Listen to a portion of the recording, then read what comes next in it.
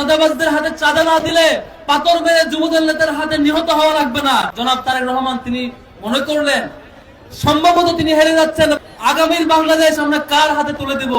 যারা নিয়মিত ধর্ষণ করে, খুন করে, যারা নিজেরা নিজেদের দলের লোককে নিহত করে। আমি জামাতের উপস্থিতিতে আপনাদেরকে কয়েকটা বিষয় স্মরণ করিয়ে দিতে চাই। জুলাই গণ অভ্যুত্থানের হাজারো শহীদের বিনিময়ে যে বাংলাদেশ আমরা পেয়েছি, সে বাংলাদেশে ফ্যাসিবাদ আর কখনো আসবার কথা ছিল না। কিন্তু কিছু দল তারা আবারও ফ্যাসিবাদ হতে চায়। যারা গণভোটে হ্যাঁ কিংবা না কোন পক্ষে সেটাই তারা জানে না। কিছুক্ষণ না এর পক্ষে, কিছুক্ষণ হ্যাঁ এর পক্ষে। আমরা সিরিয়াসলি লক্ষ্য করেছি যখন জনাব তারেক রহমান তিনি মনে করলেন সম্ভবত তিনি হেরে যাচ্ছেন এবং গণভোটে হ্যাঁ দিচ্ছেন, এরপর থেকে তিনি সুর পাল্টে গেছে। আমরা ওনার কাছ থেকে ক্লিয়ার রেসপন্স চাই। সারা দেশে আমরা ঘুরে বেড়াচ্ছি, আমরা স্পষ্ট দেখতে পাচ্ছি আগামীর 12 তারিখ প্রথম যে ভোট, গণভোটে হ্যাঁ ভোট জিতবে ইনশাআল্লাহ। দ্বিতীয় আরেকটি ভোট, সেটি হচ্ছে আগামীর বাংলাদেশ আমরা কার হাতে তুলে দেব?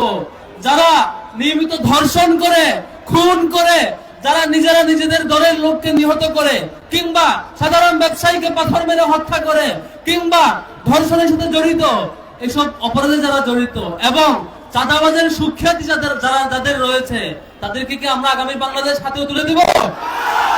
আমরা আগামীর বাংলাদেশ, এই আগামীর এই ঢাকা, আমরা একটা নিরাপদ ঢাকা চাই, যে ঢাকায় দোকানে দোকানে চাঁদাবাজি থাকবে না, যে ঢাকায় দোকানে চাঁদাবাজদের হাতে চাঁদা না দিলে পাথর মেরে যুবদল নেতার হাতে নিহত হওয়া লাগবে না, এমন নিরাপদ ঢাকা আমরা চাই ইনশাআল্লাহ।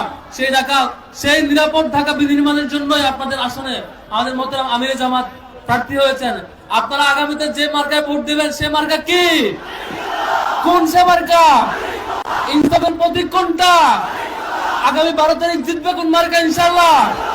তাহলে আগামী 12 তারিখ দুইটা ভোট। নাম্বার 1 গণভোটে হ্যাঁ ভোট। কোনটা?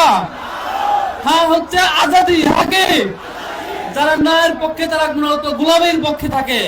সম্মানিত ভাইরা, দ্বিতীয় যে ভোট, সে ভোট কোথায় যাবে? কোথায়? ইনশাআল্লাহ আগামী 12 তারিখ দাঁড়িপাল্লার বিজয় দেখা হচ্ছে। ওয়া মা তাওফিক ইল্লা বিল্লাহ। আসসালামু আলাইকুম ওয়া রাহমাতুল্লাহ।